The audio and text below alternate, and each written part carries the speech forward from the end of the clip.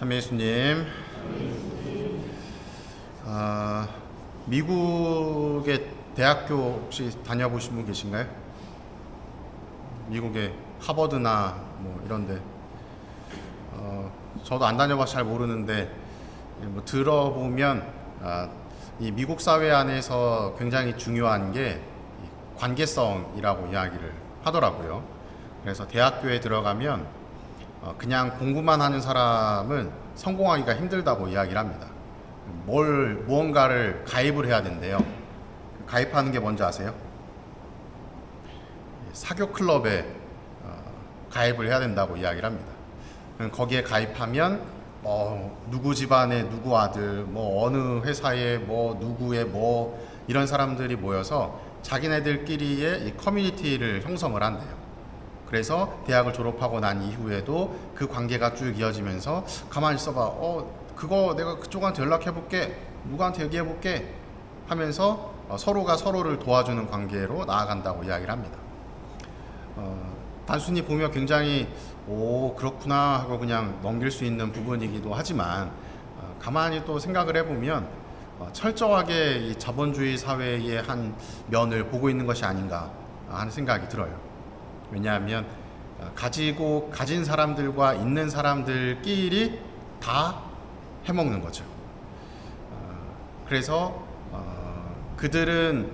그들과 비슷한 수준에 있는 사람들과 만날 가능성이 굉장히 많아지고 또 그를 통해서 성공할 수 있을 가능성도 더 커지게 된다라고 이야기를 합니다.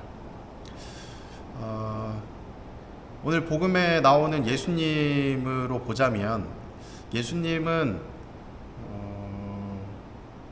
인기가 있는 사람이었을까요? 없는 사람이었을까요? 굉장히 인기가 있었겠죠. 인기가 생긴다라고 하는 것은 조금 더 사회의 지위가 높거나 혹은 유명하거나 뭐 돈이 많거나 어떤 특정 분야의 성과를 이룬 사람들과 어울릴 수 있는 기회를 갖게 되는 그런 어떤 티켓이기도 합니다. 유명해지게 되면 사람들이 알아보고 관심을 가지고 말을 한 번 더 건네기 때문에 그러다 보면 유명해지는 사람들은 주로 나에게 이득이 되는 사람들을 찾아 나서기 마련이에요. 뭐 돈이면 돈, 혹은 뭐 능력이면 능력, 혹은 뭐 학벌이면 학벌, 무언가 나에게 도움이 되는 사람들과 관계를 맺으려고 합니다. 그러다 보면 자연스럽게 나와 좀 어떤 이렇게 얘기하면 좀 그렇지만 뭐 경제적인 수준의 차이가 있거나 아니면 뭐 어떤 사회적인 지위의 차이가 있거나 하는 사람들과는 점점 멀어지게 되는 것이죠.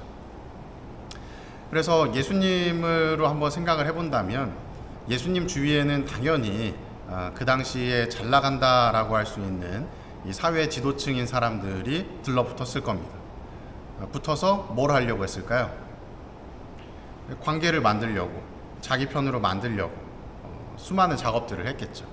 근데 그때 예수님께서 보였던 모습이 무엇인가 생각을 해보면 그들과 명확하게 선을 그으려고 하시는 모습을 보여요. 너네 이러이러한 거 잘못됐어, 그거 아니야 하면서 그들과 함께 융화되려고 하는 모습이 아니라 그들과 단절하고 올바른 소리를 하시는 모습을 보이게 됩니다. 그러면서 예수님께서 관심을 가졌던 사람들은 누군가 살펴보면 소외받고 또 가난하고 힘이 없고 병들고 이런 사람들과 함께 어울리려고 하시죠. 그리고 그들에게 자비를 베풀면서 그들의 병도 치유해주고 그들을 일깨워주시고 또 그들을 배부르게 해주시는 모습을 보이시게 됩니다.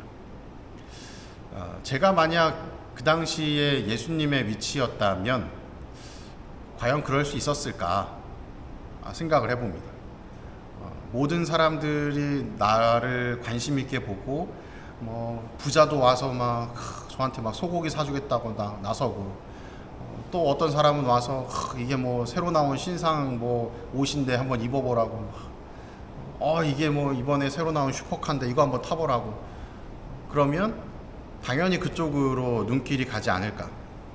그럼에도 불구하고 끈기 있게 예수님께서는 그들을 배척하고 가난하고 소외받고 병든 이들에게 다가가시는 모습을 보여주십니다.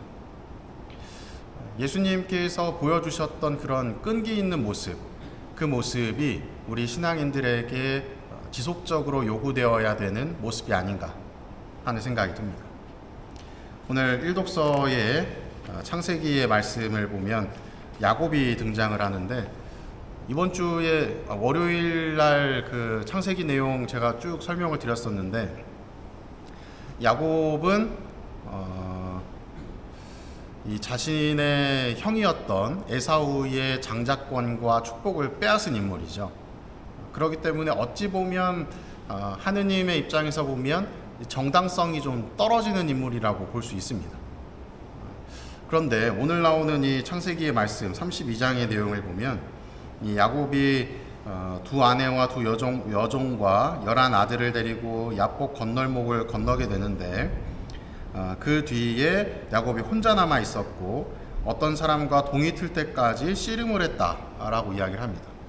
그 씨름을 했었던 상대가 누군가 보니 하느님이었다라고 밝히고 있죠. 그럼 이제 우리는 의문이 듭니다. 야곱은 분명히 굉장히 어떤 여성적인 모습, 에사우와는 전혀 반대로 굉장히 좀 집에 홀로 있는 걸 좋아하고 보자면 약간 차분하고 내성적인 그런 사람이었을 텐데, 그걸로 유추해보거니와 아마 힘도 그리 세지 않았을 텐데, 이 인물이 어떻게 하느님과 힘을 겨루어서 이길 수 있었을까? 육체적으로 하느님을 이기는 게 가능했을까? 이런 질문들을 하게 되죠. 여기서 야곱과 하느님이 씨름을 했다라고 하는 것은 어떤 의미일까요? 아마도 육체적으로 이 힘겨루기를 했다라고 바라보는 것이 아니라 관계를 표현한 것이 아닌가 하고 생각하게 됩니다. 그 관계라 함은 장자권도 뺏고 축복도, 아버지의 축복도 훔쳤던 이 야곱이 하느님께 끈기 있게 매달려 있으려고 했었던 모습을 표현한 것이 아닌가. 그를 통해서 비로소 하느님께도 축복을 받고 야곱이라고 하는 속이는 자라고 하는 이름을 지닌 이름에서 이스라엘이라는 이름으로 하느님과 겨루어서 이긴 자라고 하는 이름으로 바뀌게 되는 것이죠. 그를 통해서 이 야곱으로부터 또 쭉 이어져서 메시아인 예수 그리스도께서 탄생하게 되시는 것이죠. 오늘 독서와 복음 내용을 통해서 우리가 생각해야 되는 부분은 끈기 있게 머무를 수 있는 것, 그 모습이 우리 신앙생활에 중요하다라는 것을 기억하셨으면 좋겠습니다. 어떤 공부 잘하는 사람들이 늘 이야기하는 것, 공부는 뭘로 하는 거다. 공부는 뭘로 하는 걸까요? 네? 정답이 나온 것 같은데. 공부는 엉덩이로 하는 거라고 이야기를 합니다. 공부 잘하는 사람들이 공부를 잘하겠죠. 타고난 머리가 있기 때문에. 하지만 많은 경우에는 책상에 얼마나 앉아 있느냐가 그 결과를 드러낸다고 이야기를 합니다. 어떤 한 노파가 있었는데 항상 성당에 방문을 해서 1시간씩 가만히 앉아서 기도를 하고 집으로 돌아가셨대요. 그래서 어느 날 어떤 분이 이렇게 다가와서 어르신, 기도를 매일 이렇게 1시간씩 하시는데 무슨 기도를 바치시는 거예요? 그랬더니 그분이 하시는 이야기가 그냥 여기 가만히 앉아 있으면 하느님이 바라봐 주시겠지라는 생각으로 앉아 있습니다 라고 이야기를 하시더라고요. 기도를 한다는 것은 내가 무언가를 하느님께 내어드리는 것이 아니라 내가 여기 있습니다, 저를 봐주십시오 하고 그 자리에 머물러 있으려고 하는 것, 그를 통해서 하느님이 너 거기 있구나 하고 알아보실 수 있도록 하는 것, 그것이 또 기도의 한 면이 아닌가 하는 생각이 듭니다. 여러분들도 끈기 있게 성당의 한 좌석을 잘 지키셔서 하느님께서 굽어 살펴보실 수 있도록 노력하시면 좋겠습니다. 사랑합니다.